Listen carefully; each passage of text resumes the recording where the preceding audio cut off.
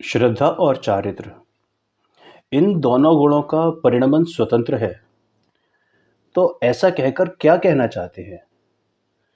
सम्यक श्रद्धा होते ही चारित्र में क्यों नहीं आ पाता? मतलब हम मुनि अवस्था क्यों नहीं धारण कर पाते, या ऐसा सद आचरण क्यों नहीं हो पाता तुरंत ही?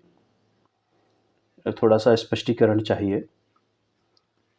देख भाई, ऐसा कहना है कि तू श्रद्धा तो यथार्थ कर, फिर आचरण तेरे पुरुषार्थ के अनुसार होगा।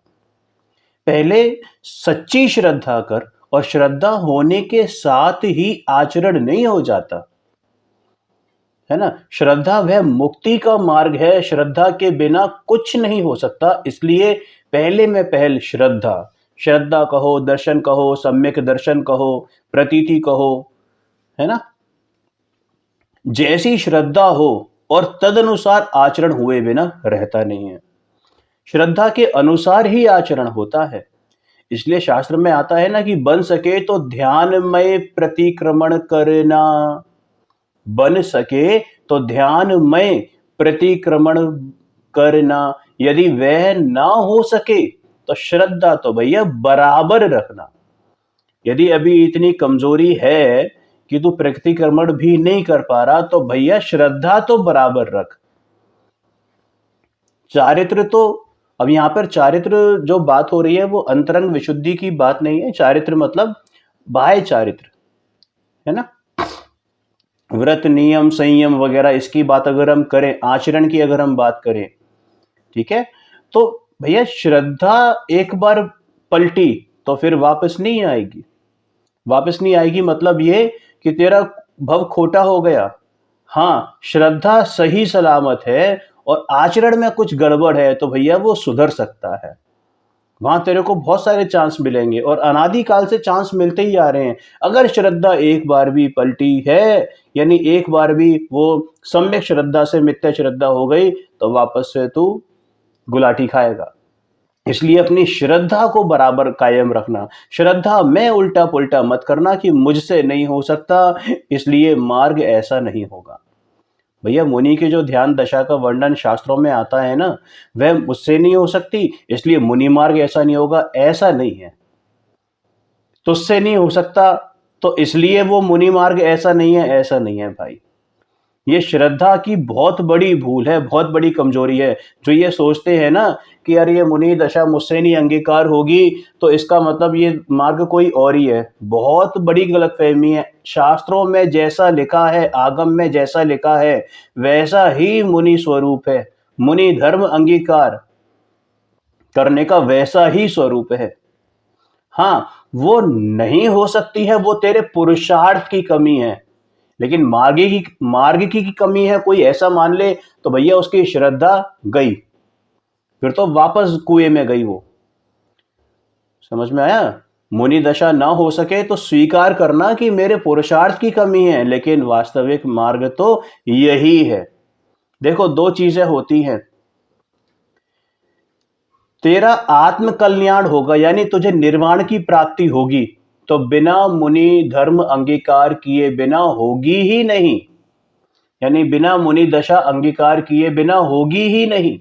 लेकिन सिर्फ मुनि दशा अंगीकार किया और तू ये समझे कि अब तो मुझे मोक्ष हो ही जाएगा, इस बात की गारंटी नहीं है।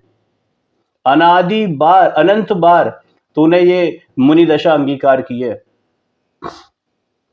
9वीं ग्रेवेक तक होकर आया है, 11 अंग 9 पूर्व का पाठी हुआ है, लेकिन तूने श्रद्धा सम्यक नहीं करी। तू बाहरी आचरण सुधारने में लगा रहा। समझ में आया ना? श्रद्धा में बराबर लेना कि मार्ग तो यही है।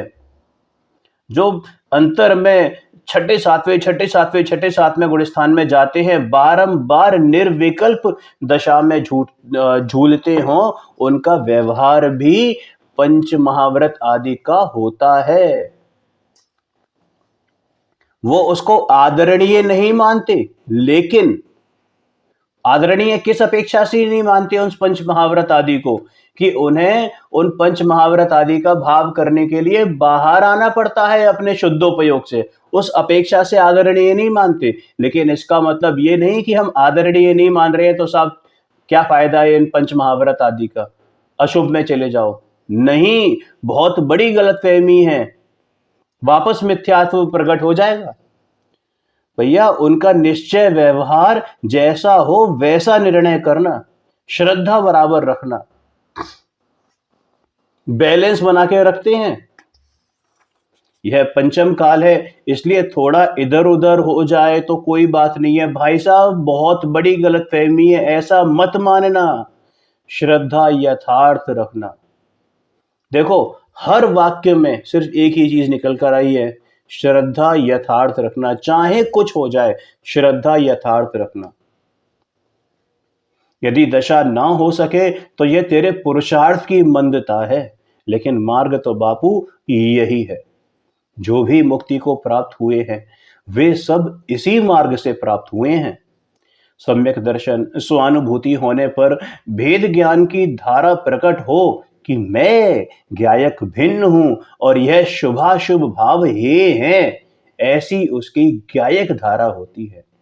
बापू वस्तु स्वभाव ऐसा है, और वह ना बन सके तो कुछ भी हो, ऐसा कुछ ऐसा भी हो और वैसा भी हो, मतलब ये भी हो वो भी हो, ये भी सही वो भी सही, तुम भी सही हम भी सही, चोरी करना एक तरीके से सही और चोरी ना करना एक तरीके से सही। भैया ऐसा मार्ग नहीं है, कल्पना में भी ऐसा मार्ग की कल्पना मत कर लेना, क्योंकि श्रद्धा यथार्थ रखना। श्रद्धा गुण और चारित्र गुण दोनों जुदा हैं, इसलिए चारित्र ना बन सके तो तू हताश होकर श्रद्धा में फेरफार मत करना। अंतरंग परिणति रूप से यदि स्वानुभूति दशा ना आए तो प्रयत्न करना, परंतु ऐसा नहीं मान लेना कि स्वानुभूति कोई वस्तु है ही नहीं। मार्ग तो जो है वही है, तुझसे नहीं बन सकता हो तो यथार्थ श्रद्धा बनाए रखना, प्रयत्न करते रहना। अब गुरुदेव से कई लोग पूछते हैं, डायरेक्टली इनडायरेक्टली उनके बारे में बात होती है कि वो अगर सम्यक दृष्टि थे तो मुनि धर्म क्यों नहीं अंगीकार किया। और ये वो लोग पूछने वाले हैं जिनको श्रद्धा और ज्ञान, सम्यक दर्शन, सम्यक ज्ञान और सम्यक चारित्र तीनों की स्वतंत्रता का पता नहीं है, जिन्होंने कभी भावभाषण परख स्वाध्याय नहीं किया, निश्चय व्यवहार की जिनको खबर नहीं है, स्यादवाद की जिनको खबर नहीं है, गुणों की जिनको खबर नहीं है, एक वस्तु के द्रव्य गुण पर्याय की जिनको खबर नहीं है, वही ये लोग पूछते हैं।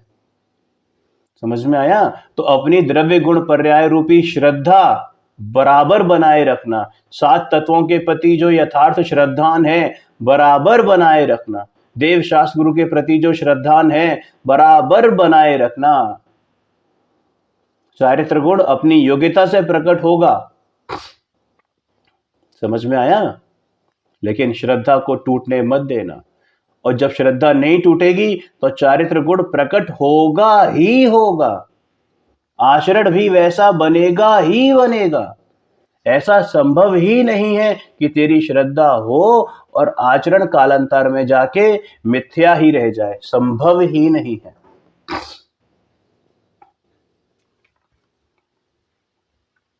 आज महामंगल दिवस है। आदरणीय बहन श्री बहन, कोई आशीर्वचन कहिए ताकि हमारा भी थोड़ा सा मंगल हो। देखो ये शब्द तो भाषा वर्गणा है, पुद्गल का परिणमन है। अपने आप से ये शब्द निकलते हैं, कोई किसी को आशीर्वाद नहीं देता है। सबको जीवन में एक ध्येय रखना, मात्र एक ध्येय, टारगेट सिर्फ एक होना चाहिए। ज्ञायक आत्मा कैसे पहचानने में आए, सम्यक दर्शन प्रकट करना है, मोक्ष प्रकट करना है, निर्वाण की प्राप्ति करनी है, सब बाई प्रोडक्ट है। अगर उन पे दृष्टि रखोगे तो नहीं होगा। दृष्टि एकमात्र आपके ज्ञायक स्वभाव पर होनी चाहिए कि वो ज्ञायक स्वभाव कैसे पकड़ में आए, वो कैसे पहचानने में आए। जीवन में जो निर्णय किया है उस निर्णय की दृढ़ता से आगे बढ़ना है, अंतर में पुरुषार्थ करना, भेद ज्ञान का अभ्यास करना, शुभ भाव में देव शास्त्र गुरु की तथा अंतर में ज्ञायक देव की आराधना करना, महिमा करना। शुभ भाव में मतलब व्यवहार से देव शास्त्र गुरु की और अंतर में ज्ञायक देव की आराधना और महिमा करना। आपने ज्ञायक देव की आराधना और महिमा की नहीं और व्यवहार को हे मानकर देव शास्त्र गुरु भी छोड़ दिया तो भैया तूने गर्त के लिए ताला खोल दिया, अब तू गर्त में जाएगा। इसलिए देव शास्त्र गुरु की जो यथार्थ श्रद्धा है वो नहीं छोड़ना। बहिरंग निमित्त होते हैं देव शास्त्र गुरु, अंतरंग निमित्त तो तेरा खुद का ज्ञायक भगवान आत्मा ही है। अन्य सब विभाव भावों को गौण कर देना और ज्ञायक देव को मुख्य रखकर जीवन बिताना, उस एक ही ध्येय की दृढ़ता से आगे बढ़ना। शास्त्र स्वाध्याय नियमित रूप से, देव शास्त्र गुरु की महिमा नियमित रूप से और अंतर में शुद्धात्मा कैसे पहचानने में आए उस ध्येय की दृढ़ता रखना। मैं तो एक ही कहती हूं और वह एक ही करना है कि एक आत्मा को पहचानो, एक आत्मा को पहचानो। अब आत्मा कहीं और नहीं है। हमें क्या लगता है कि आत्मा कोई और है, हम जैसे बातें करते हैं जैसे आत्मा कोई तीसरी ही हो। कहते हैं ना पंडित जी साहब मोक्ष प्रकाशक में कि ऐसे लगता है कि किसी और की ही बातें हो रही हों, ये आत्मा ऐसा, ये सम्यक दृष्टि ऐसा, ये मिथ्या दृष्टि ऐसा। अरे भाई किसकी बातें हो रही हैं? तेरी बातें हो रही हैं। और अगर तू अभी मिथ्यात्व में है तो भैया तुझे स्वीकार करने में क्या गरज है कि मेरी बात हो रही है। अगर बात आए कि मिथ्या दृष्टि का ये है वो है और हम कहते भी ऐसा ही हैं, चलो कहने में कोई गुरेज नहीं है, लेकिन मानो तो सही कि ये मेरी बात है कि श्री गुरु मेरी गलती बता रहे हैं। जब हम बात करते हैं मिथ्या दृष्टि की भूल है तो हमें क्या लगता है कि कोई और है, किसी और की भूल बताई जा रही है। अरे वो भूल तेरी बता रहे हैं। एक जनरल टर्म में बात करी जाती है, इसलिए मिथ्या दृष्टि की भूल है बोला जाता है वहां पर वो तेरी बात है भाई अगर तुझे मिथ्यात्व है तो। और जब हम बात करें कि सम्यक दृष्टि का ये आचरण होना चाहिए, सम्यक दृष्टि की ये श्रद्धा होती है, ये पुरुषार्थ होता है, तो समझ जाना कि तुझे वो करने की प्रेरणा दे रहे हैं, तुझे वो करने की प्रेरणा दे रहे हैं, किसी और की बात नहीं कर रहे हैं, तेरा भविष्य बता रहे हैं। एक आत्मा में सब आ जाता है। एक वो है ना लोक में कहावत, ढाई आखर आत्मा बड़े सो पंडित हुए। तो बस एक आत्मा को जिसने जान लिया, मान लिया, पहचान लिया, उसी में रम गया, जम गया, समा गया, सारा विश्व को उसने जान लिया, सारे द्वादशांग का पाठी हो गया। समय सारजी में तो साफ लिखा है भाई कि जिसने अपने परमात्मा स्वरूप को जाना उसने समस्त शास्त्रों का स्वाध्याय कर लिया, द्वादशांग को जान लिया, क्योंकि द्वादशांग का सार भी तो एकमात्र आत्मा है, सब कुछ उसमें आ जाता है। देव शास्त्र गुरु के सानिध्य में रहकर उनकी तथा आत्मा की आराधना करना, बस यही करने का है। अरे लौकिक जीवन तो देखो कैसे चले जाते हैं। इस आत्मा के हेतु बिताया गया जीवन ही यथार्थ जीवन है। एक एक समय कीमती है, इस समय को ना गवाओ। बाकी सब संसार के लौकिक जीवन व्यर्थ हैं। लौकिक में तो दिन भर खाना पीना, व्यवहार, व्यापार आदि संबंध रखने जैसे कार्य होते हैं। ऐसे जीवन वे जीवन नहीं है। मनुष्य जीवन में ज्ञायक का ध्येय हो, देव शास्त्र गुरु का सानिध्य मिले, उसमें जीवन बीते तो वह सफल जीवन है। देखो दोबारा कहते हैं, मनुष्य जीवन में गायक का ध्येय हो, एकमात्र टारगेट आपका खुद का गायक भगवान आत्मा, गायक भाव होना चाहिए। देव शास्त्र गुरु का सानिध्य मिले और उसमें जीवन बीते तो वह सफल जीवन है। बाकी उसके बिना सब जीवन सर्वथा निष्फल, सर्वथा तुच्छ और सर्वथा शुष्क सूखा है। ऐसा जीवन आदरणीय नहीं है। एक शुद्धात्मा ही आदरणीय है। इसलिए जिस जीवन में आत्मा का कुछ नहीं किया, शुद्ध आत्मा का ध्येय नहीं रखा, उसकी आराधना नहीं की तथा देव शास्त्र गुरु की महिमा नहीं की, तो वह जीवन निकम्मा है, किसी काम का नहीं है। पद्मनंदी आचार्य भगवान ने कहा है कि वह गृहस्थाश्रम किस काम का कि जिसमें गुरु के चरण नहीं, गुरु को आहार दान नहीं, जिनेन्द्र देव के दर्शन नहीं, शास्त्र स्वाध्याय नहीं। अरे ऐसे गृहस्थाश्रम को तो पानी में डुबो देना चाहिए, और ऐसा स्वयं उन आचार्य भगवान का कहना है। जी, पहले आपने कहा था कि उदासीन रूप से रहने का रस आना चाहिए, ज्ञाता दृष्टा रहने में रस आना चाहिए। तो उसका प्रयोग कैसे हो? देखो, आत्मा और उसका स्वभाव जो कैसा है, निवृत्त स्वरूप है, निवृत्त है, बिल्कुल किसी से कोई मतलब नहीं, कृत कृत्य है। अगर आत्मा का स्वभाव देखे तो वास्तव में वो कृत कृत्य है। उसका अपने को रस होना चाहिए, उसको पाने की धड़क होनी चाहिए।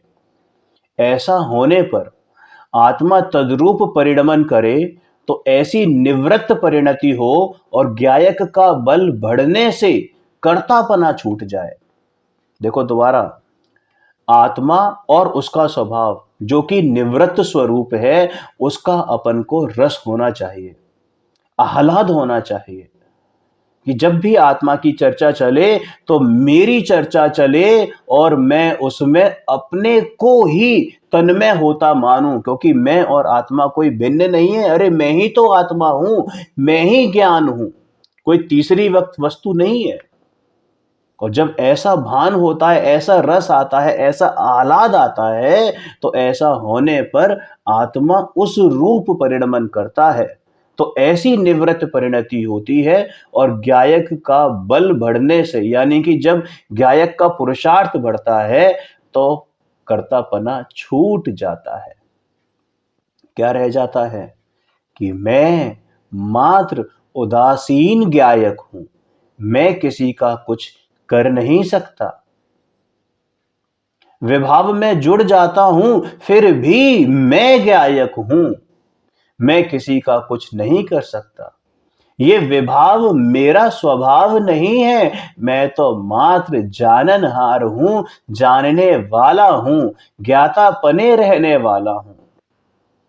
इस प्रकार जिसे गायक स्वभाव की दृढ़ता हो कि मैं हूं पूर्ण गायक, मैं तो गायक ही हूं, अर्थात ज्ञातापने का जिसे रस हो और जिसे उदासीन रहने की रुचि हो। अब उदासीन का मतलब यहां उदास मतलब दुखी होना नहीं है, यानी उदास का मतलब समता भाव, समभाव, यानी वीतराग परिणति। जग में कुछ भी रुचे नहीं, मात्र एक आत्मा ही रुचे, ऐसा उदासीनपना आना चाहिए। उदासीनता में रस हो। उदासीन का मतलब उत्त प्लस आसीन। देखो, उत्त का मतलब क्या होता है, ऊंचा, और आसन अपने अंदर ऐसा ऊंचा आसन बिठा लेना, अपने को सबसे ज्यादा ऊपर रखना, तो बाकी सब में उदासीन हो जाएगा। उदासीनता में रस हो, निवृत्त रूप से रह सकता है। समझ में आया? देखो, जिसे गायक स्वभाव की दृढ़ता हो कि मैं तो गायक ही हूं, यानी ज्ञातापने का जिसे रस हो, और जिसे उदासीन रहने की रुचि हो, उदासीनता में रस हो, वह निवृत्त रूप से रह सकता है। निवृत्त मतलब कृत्य रूप से, अब कुछ करने को बाकी नहीं है, बिल्कुल फ्री माइंड से, निराकुल रूप से। निवृत्त मतलब निराकुल, और जहां निराकुलता होती है वहां पूर्ण सुख होता है, अनंत सुख होता है। जीव को अनादि से कर्ता बुद्धि का इतना अधिक रस लगा है कि मैं करूं, ये मैंने किया, ऐसा लगता है। हर चीज में उसे अपनी कर्ता बुद्धि दिखती है कि मैं समझा रहा हूं, मैं समझ रहा हूं, मैंने ये किया, मैंने शास्त्र छपवाए, मैंने मंदिर बनवाए, मैंने पंच कल्याण करवाया, मैंने दान दिया, मैंने दया की, ऐसा रस लगा हुआ है। उस रस में उसे ज्ञाता होकर निवृत्त रहना है। ज्ञाता होकर निवृत्त रहना है कि मैं कुछ नहीं कर सकता। हालांकि ये मानना बहुत कठिन है क्योंकि अनादि का अध्यास चला आ रहा है। लेकिन भैया अगर अपने को इन झंझटों से बचना है तो ये तो करना ही पड़ेगा। अब देखो यहां भी करने वाली बात है, लेकिन ये करना यानी कि अपने आप को ज्ञाता दृष्टा अनुभव करना। जिसे गायक का रस हो, जिसे गायक की महिमा हो, वह अंतर की महिमा से निर्णय करे, श्रद्धा करे तो निवृत्त परिणति प्रकट कर सकता है।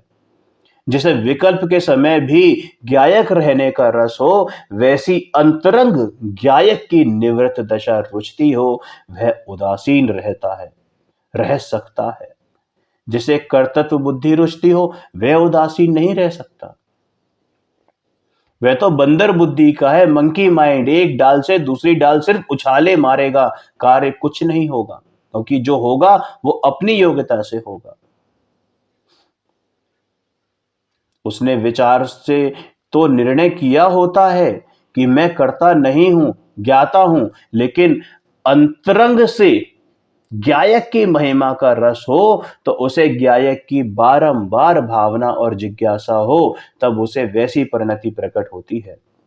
कुछ करना नहीं, ऐसी निवृत्त दशा जिसे अच्छी लगती हो, रुचती हो, वह अंतर में रह सकता है। अब यहां जो कुछ करना नहीं का मतलब ये प्रमादी हो जाना नहीं, पुरुषार्थहीन हो जाना नहीं। ये उदासीन पर द्रव्यों से उदासीनता है, पर भावों से उदासीनता है। फिर भले ही वह किन्हीं बाह्य कार्यों में जुड़े, बाहरी रूप से जुड़े, लेकिन अंतर से तो एकत्व बुद्धि छूट जाती है। इस प्रकार की निवृत्तमय परिणति ही उसे रुचे तो अंतर में प्रवृत्ति में से रस उड़ जाए।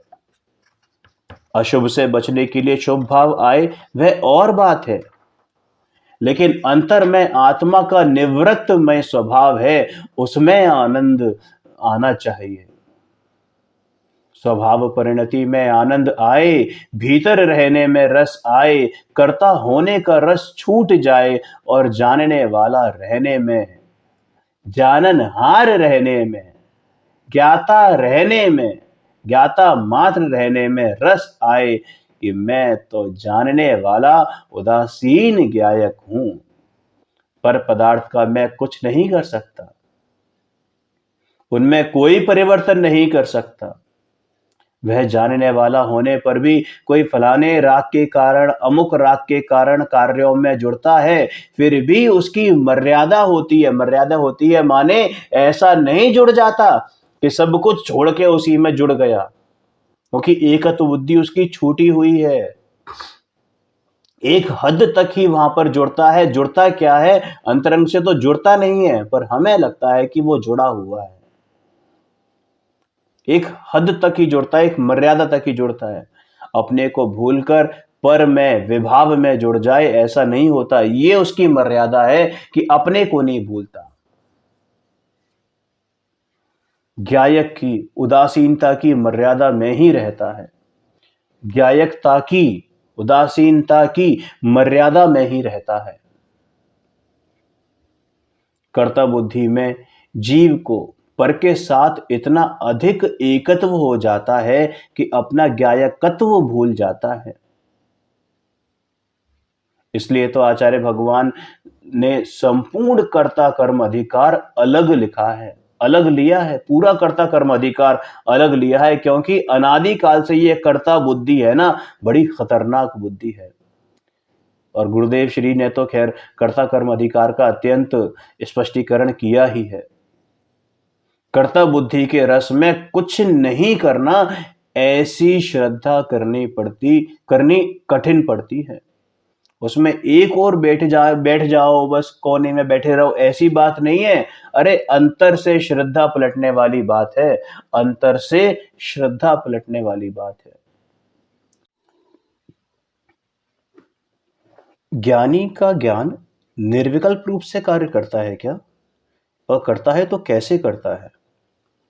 देखो, जिस प्रकार श्रद्धा कार्य करती है, उसी प्रकार ज्ञान भी सहज कार्य करता है।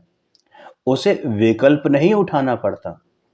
ज्ञानी को ये विकल्प नहीं होता कि मैं ये जानूं या ये फलाने को जानना मेरा कार्य है। नहीं, ज्ञानी का कार्य तो मात्र जानना है। इनफैक्ट ज्ञान का कार्य ही मात्र जानना है।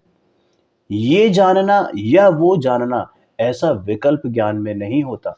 मतलब ज्ञान का ये कार्य नहीं है। और अगर ये विकल्प हो कि ये जानना है वो जानना है, तो फिर समझ जाओ कि भैया वो ज्ञान अभी अधूरा है।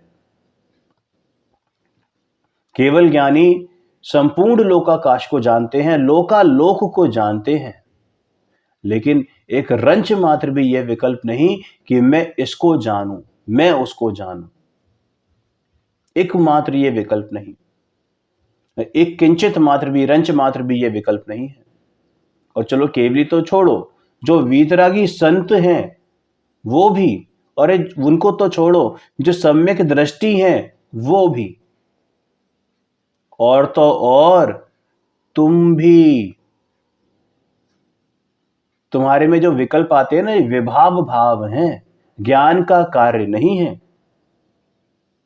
ज्ञान का कार्य मात्र जानना है। ज्ञान तो फ्लैट है, बिल्कुल फ्लैट है, सपाट है। उसमें कोई लहरें नहीं है कि मैं ये जानूं वो जानूं।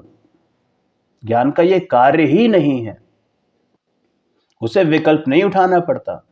और ऐसे ही श्रद्धा भी अपना पूर्ववत कार्य करती है, और ज्ञान धारा भी वैसी ही निर्विकल्प रूप से कार्य करती है।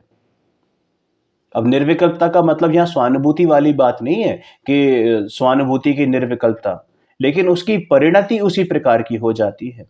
यानी उसे राग का विकल्प कर करके ज्ञाता रूप से रहना पड़े, ऐसा नहीं है। सहज परिणति है, सहज। मुझे राग को दूर करना है, राग को दूर करना है, राग को दूर करना है, मैं राग को जानता हूं। अरे भाई, इनसे तो बहुत आगे पहुंच चुका है वो, और इन विकल्पों से भी कुछ होने जाने वाला नहीं होता। कभी भी अपनी दृष्टि को तू अगर नेगेटिव साइड में रखेगा कि मुझे राग को दूर करना है, तो कभी भी अनंत काल तक ये राग दूर होने वाला नहीं है। दृष्टि एक पर रखेगा तो अनंत दूर हो जाएंगे, मतलब अनंत नास्तियों की नास्तियां प्रकट हो जाएंगी। एक की आस्ति की मतलब एक अस्थि की स्वीकृति अनंत नास्ति की स्वीकृति है। समझ में आया? जैसे एकत्व बुद्धि की परिणति सहज है ना, उसे कहीं विकल्प करके नहीं रखनी पड़ती, वैसे ही ज्ञानी को भी अपना स्वभाव होने से ज्ञातापना सहज रहता है। आपकी बात सही है, लेकिन ऐसी बात बताने वाले इस पंचम काल में गुरु मिलना भी तो कितना दुर्लभ है। हमारा तो महान सद्भाग्य है कि हमें ऐसे गुरु मिल गए। अरे पंचम काल में सच्चे गुरु मिलना ही कठिन है, इसमें भी इस प्रकार समझाने वाले गुरु मिलना तो विशेष कठिन है। एक ही बात बारंबार कितनी बार समझाते हैं गुरुदेव। ऐसे गुरु का संयोग अति दुर्लभ है। शास्त्रों में आता है ना कि कोई व्यक्ति धोबी के वहां से वस्त्र लेकर उसे ओढ़कर सो गया, और फिर उस वस्त्र का मालिक आकर उसे बारंबार कहता है कि भाई ये वस्त्र मेरा है, मुझे दे दे, मुझे दे दे, ये मेरा है। इस प्रकार बारंबार कहने पर उसके समझ में आता है कि सचमुच यह वस्त्र मेरा नहीं है। उसी प्रकार गुरुदेव बारंबार कहते हैं कि यह जो ज्ञायक आत्मा है, ये जो ज्ञान है, वही तो तू है। अरे तू शरीर नहीं है, विभाव नहीं है, क्रोध नहीं है, मान नहीं है, माया नहीं है, लोभ नहीं है, तो एकमात्र आत्मा है, ज्ञाता है। करता नहीं है। ये शरीर, ये मन, ये वाणी तेरा नहीं है, ना तू ही उनका है।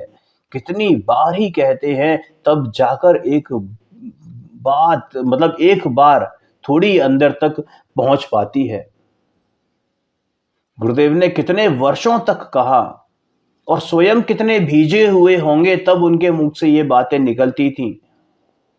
ऐसे उपदेश दाता गुरु महाभाग्य से ही शिष्यों को मिलते हैं।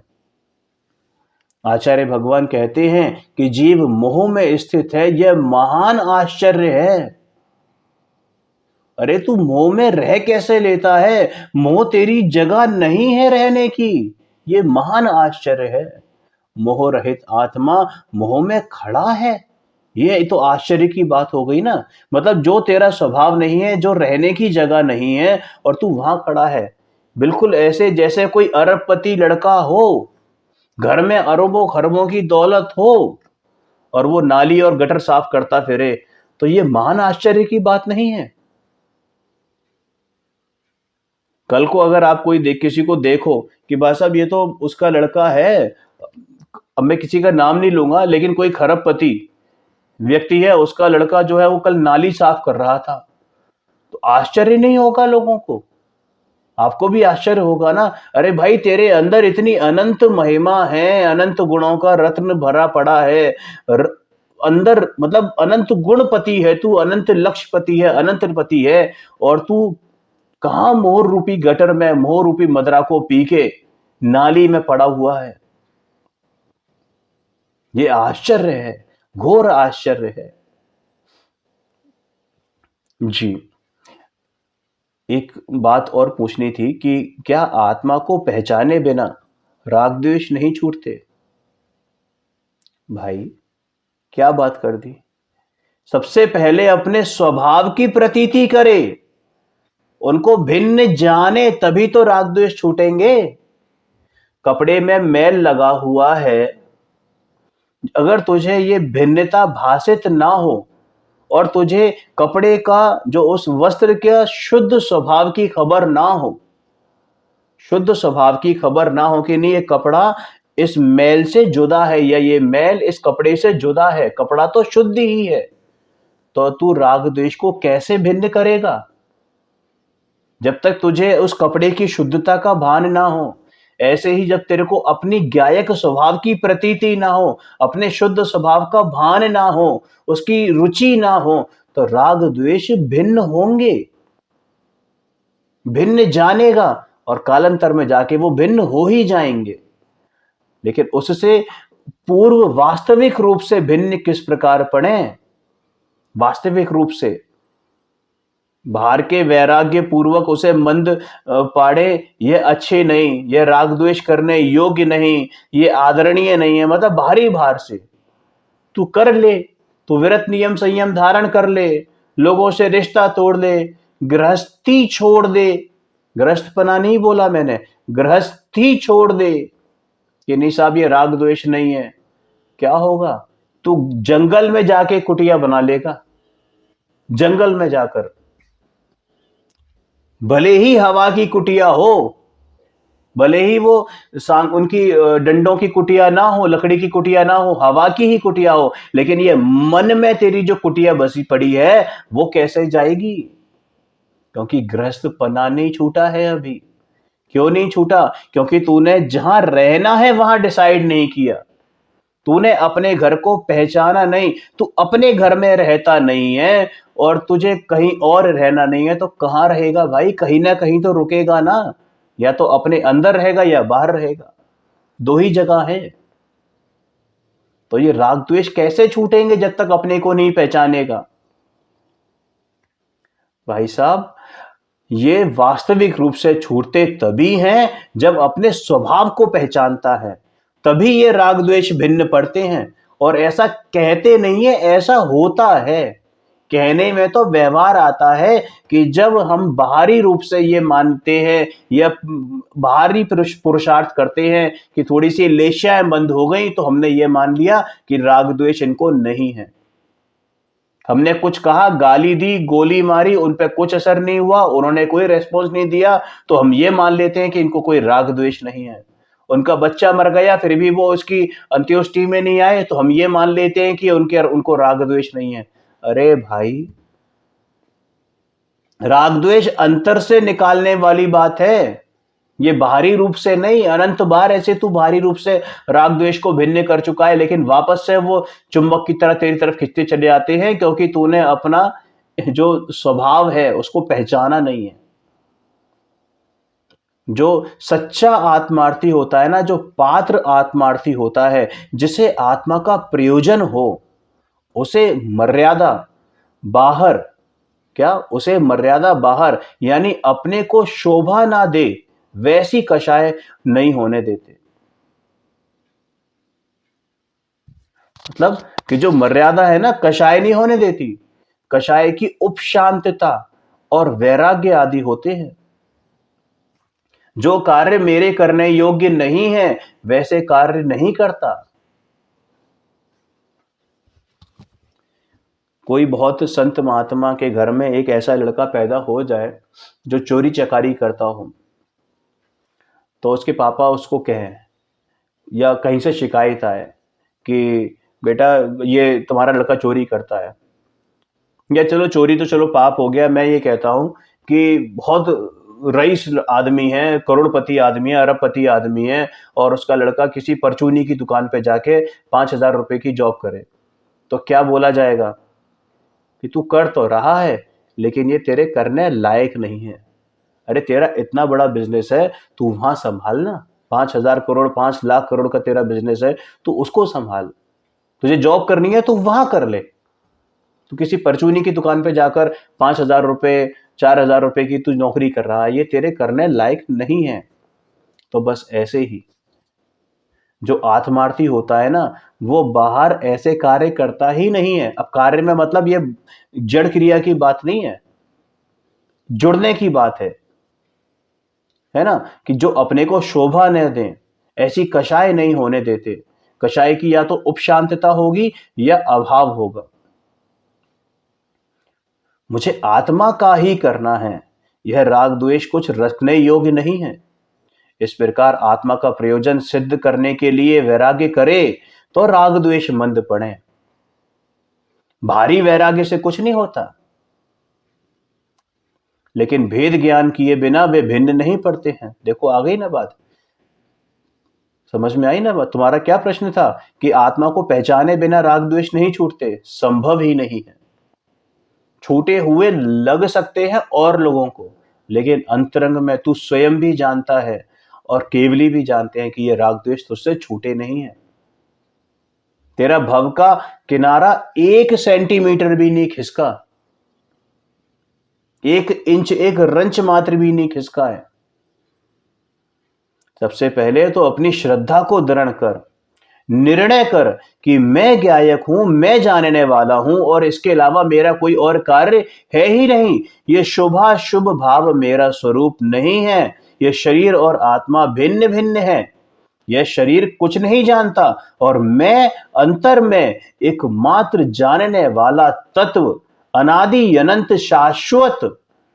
इस प्रकार उस जानने वाले तत्व का निर्णय बराबर होना चाहिए, बराबर करना चाहिए। हालांकि उसे अशुभ से बचने के लिए बीच बीच में देव शास्त्र गुरु की महिमा भी आएगी, प्रशस्त राग भी आएगा, लेकिन फिर भी उसे मुझे एक आत्मा पहचानने में कैसे आए, यही एकमात्र प्रयोजन होता है।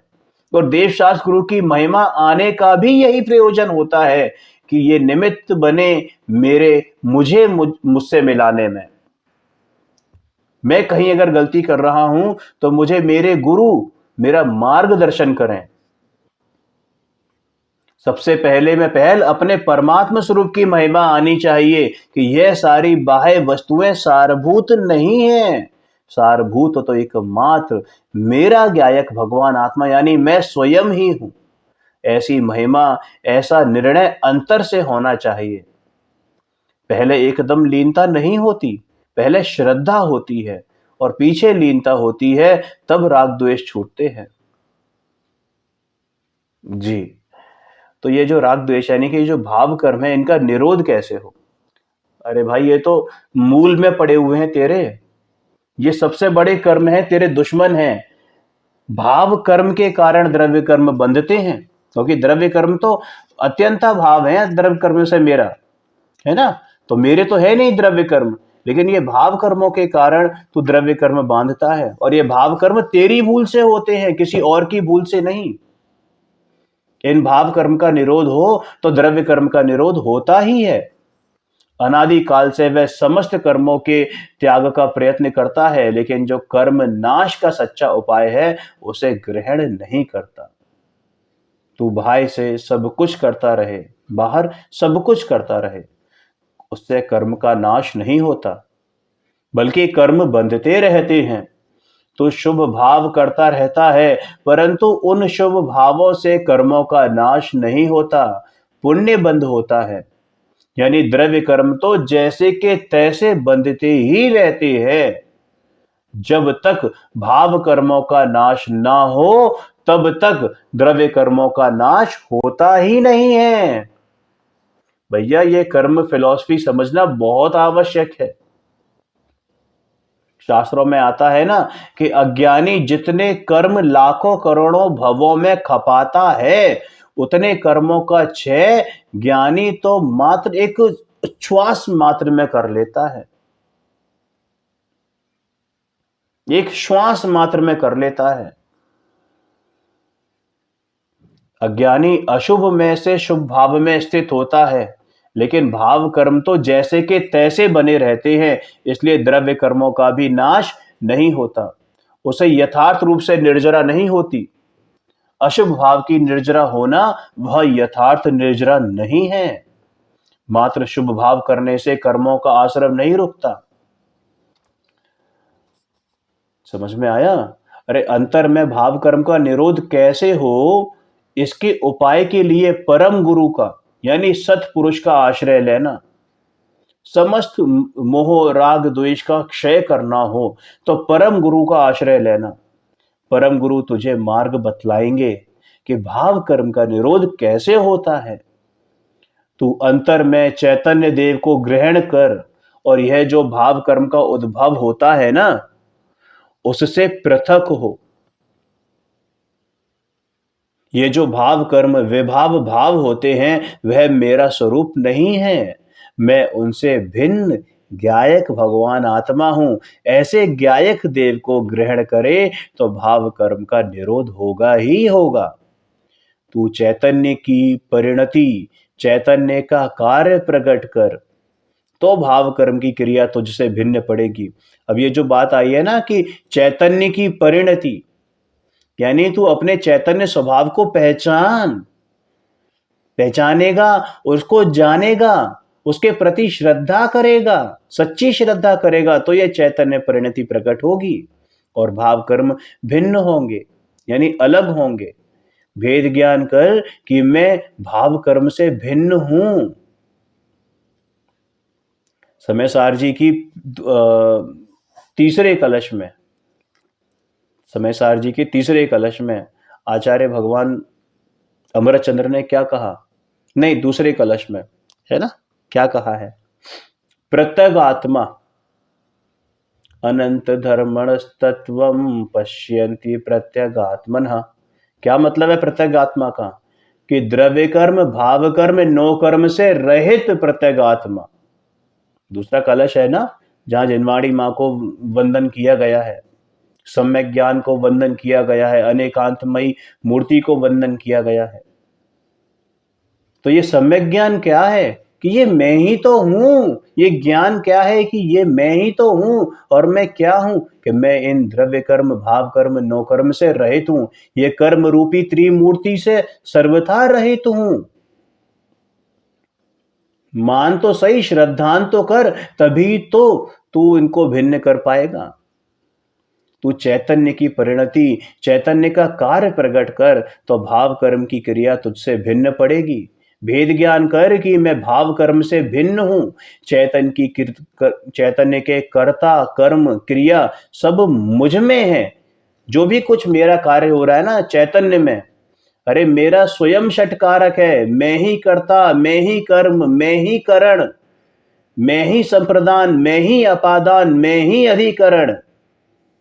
समझ में आया? ये भाव कर्म मेरा स्वरूप नहीं है, इस प्रकार उससे पृथक हो, मैं स्वयंभू हूं, इस बात का भाव भाषण होना चाहिए, तब ये भाव कर्म तुझसे अलग होंगे। भाव कर्म का निरोध कब होता है? कि जब चैतन्य की परिणति प्रकट होती है। यदि ज्ञायक देव की परिणति ज्ञायक रूप हो और भाव कर्म मेरा स्वरूप नहीं है, इस प्रकार उससे पृथक हो, तो जो अनंतानुबंधी कषाय है ना, उसके जो भाव कर्म होते हैं वे सब टूट जाएंगे और उस प्रकार के द्रव्य कर्म भी टूट जाएंगे। दोनों में ऐसा निमित्त नैमित्तिक संबंध है ना, द्रव्य कर्म और भाव कर्म में। तो जब भाव कर्म टूट रहे हैं तो द्रव्य कर्म भी उसके अकॉर्डिंग जो द्रव्य कर्म बंधने वाले हैं या बंध रहे हैं वो भी टूट जाएंगे। फिर अल्प स्थिरता के भाव, जो अल्प अस्थिरता के भाव कर्म रहेंगे वे भी धीरे धीरे टूट जाएंगे। इसलिए तू भाव कर्म से पृथक हो कि मैं उससे भिन्न हूं, अर्थात भाव कर्म से तू भेद विज्ञान कर, उससे भिन्न हो जा। जिसमें तू एकम एक हो गया है ना, उससे पृथक हो जाए। इन भाव कर्मों में तूने अपने आप को डूबा हुआ मान रखा है, उससे पृथक हो जा। पृथक जानेगा तो पृथक होगा, और पृथक होगा तो भाव कर्म टूटेंगे। भाव कर्म का निरोध होने पर उसके निमित्त से जो द्रव्य कर्म बंधते वो बंधेंगे नहीं। इसलिए भाव कर्म कैसे छूटे उसका पुरुषार्थ कर। दृष्टि द्रव्य कर्म पर मत रख कि द्रव्य कर्म को भगाने का पुरुषार्थ करना है, तू कर भी नहीं पाएगा, क्योंकि द्रव्य कर्म जुदा है और तू जुदा है। ज्ञायक की परिणति ज्ञायक रूप कर, और भाव कर्म के साथ तेरी जो एकत्व की गांठ बंध गई थी ना, उसे खोल दे, तो वे ढीले पड़ जाएंगे। वे ढीले पड़ने से अमुक प्रकार के भाव कर्म तो आएंगे ही नहीं, और फिर जो थोड़े बहुत रहेंगे वे भी छूट जाएंगे। देखो क्या होता है, चंदन के पेड़ पर है ना बहुत सारे विषैले सर्प चुपके होते हैं, बहुत टाइट उनकी शाखाओं से चुपके होते हैं ना, लटके होते हैं। तो कहीं दूर से मोर की आवाज आती है, तो उसमें से बहुत सारे सांप तो अपनी पकड़ ढीली करके वहीं गिर जाते हैं नीचे, और कईयों की पकड़ ढीली हो जाती है। तो बस ऐसे ही ज्ञायक भाव की हुंकार भरेगा तो ये भाव कर्म रूपी विषैले सर्प, इनकी पकड़ ढीली हो जाएगी, और कुछ तो नीचे गिर जाएंगे, यानी कुछ तो वहीं पर पृथक हो जाएंगे, और कुछ की बाकी जो बचे हैं उनकी भी पकड़ ढीली हो जाएगी, और कालांतर में जाकर जब वो हुंकार तेज होगी, लगातार होगी, तो वो भी डर के मारे भाग जाएंगे, छूट जाएंगे। इसलिए तू अंतर में अपने चैतन्य देव को प्रकट कर भाई। भाव कर्म तोड़ने का उपाय एकमात्र ज्ञायक देव है। ज्ञायक देव, ज्ञायक देव उठा और भाव कर्म टूट गए। ज्ञायक देव की हुंकार आई और ये विषैले सर्प यानी भाव कर्म रूपी जो विष सर्प हैं वो छूट गए। ज्ञायक देव सर्व प्रकार से बलवान है। देखो ज्ञायक देव में कोई मर्यादा नहीं है, इसका बलवानपना सर्वत्र, सर्वदा, सर्वथा, सर्व प्रकार से बलवान है। ज्ञायक देव यदि जागृत हो तो भाव कर्म टूट जाएं, इसलिए ज्ञायक देव को अंतर से प्रकट करने से, ज्ञायक देव को अंतर से प्रकट करने से मोह राग द्वेष चूर चूर चकनाचूर हो जाएंगे। समझ में आया?